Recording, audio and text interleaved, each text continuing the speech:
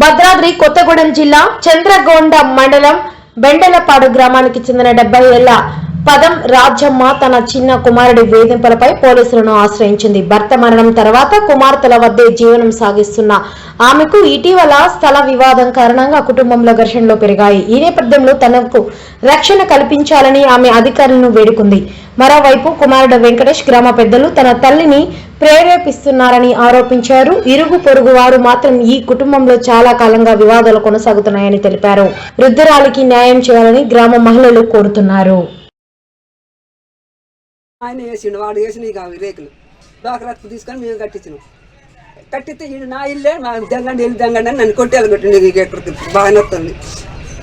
అయితే మళ్ళీ ఏం చేస్తుండే కొట్టుకోవడానికి 2 ఎకరాలు కొంటే వాడు అక్కడే అమ్ముకున్నాడు. వెళ్ళొచ్చులకి దొంగ సంతకం పెట్టించుకొని అమ్ముకున్నాడు. అని దొంగ కాగితాలు రాపించుకొని దొంగ సంతకాలు పెట్టించుకొని అంతా నా భూమి మీరు ఆడ చంపొచ్చి వెళ్ళి దొంగ నువ్వెవడు నా ఇంట్లో ఉండొద్దని అన్నీ విసిరేసి అక్కడికి ఒప్పుకున్నా. గ్యాస్ ముద్దు కూడా దాచుకున్నాడు, అక్కడికి ఒప్పుకున్నా. తనినే ఒప్పుకున్నా. ఇంకా ఊరికి ఒప్పుకోవాలంటే నేను ఎందుకు ఒప్పుకోవాలా? నేను సంపాదించి చచ్చిపోయే ముందు కూడా ఊరికి తను తినాల. నేను వాళ్ళు కానీ ఎందుకు నేను తనటాకినా వాళ్ళు కానది వాళ్ళకుంటారు. 2 కొడుకులు వాళ్ళంటే దమ్ముకుంటారా? వాడంతా వాడే చంపొచ్చింటాడు. వాడు పిల్లలం కట్టినమాట వాడు ఉద్యోగం చేసిండట. ఈ ఊళ్ళో అందరూ చూడలేదా? పెద్ద మనుషులు లేరా? పెద్ద మనుషులు వచ్చి చెప్పు పెద్ద మనుషులు పిల్లల దగ్గర ఎమ్మల దగ్గర వాళ్ళని తిడతాడు. వాళ్ళు ఎందుకు కొంటారు అడ్డుకోవాలంటే? పెద్ద మనుషులు పంచిచ్చిన పెద్ద మనుషులు ఎప్పటికి ఇదే గోడ మమ్మకు ఎప్పటికి ఇదే గోడ.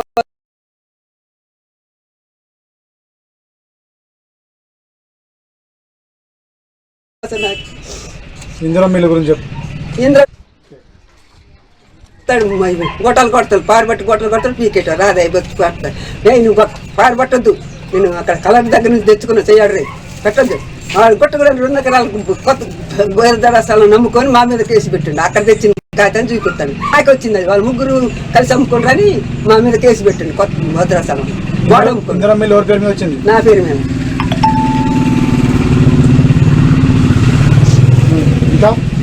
అదే ప్రాబ్లంగా కేసు పెట్టింది చెప్పిన కొట్టింది. కేసు పెట్టింది కొట్టిండు. ఎప్పుడు కొట్టిండు? కొట్టిండు. ఎప్పటికైనా ఇంతకుముందు కేసు పెట్టలేదు పెట్టినా కూడా పట్టించుకోవట్లేదు పోలీసులు. చెప్పు ఇంతకుముందు నన్ను 2 సార్లు కొట్టిండు.